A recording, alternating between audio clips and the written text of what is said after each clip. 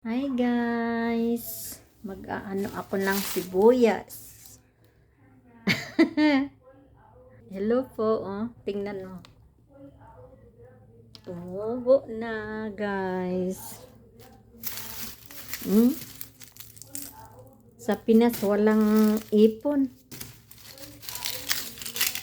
2 weeks na ito sa akin, dalawa kasing bag nga. Ganito na binili. Mag 15 days na ito, hindi ko pa naubos. Yung mag-asawa na amo ko, hindi kasi sila mahilig sa kuan. Hasyo, na tinatawag na hasyo. Ayaw nila. Kaya nakakaipon ako ng sibuyas.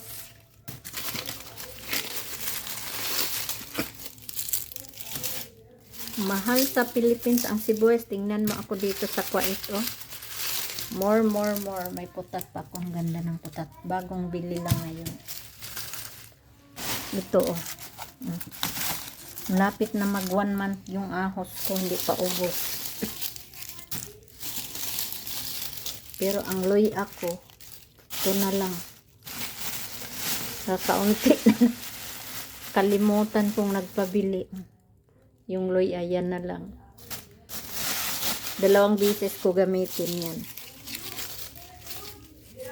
2 araw. Hatiin ko. Bili na kayo ng sibuyas.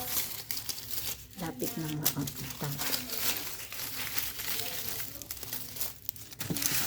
Diba? Ganda sana itanim ito.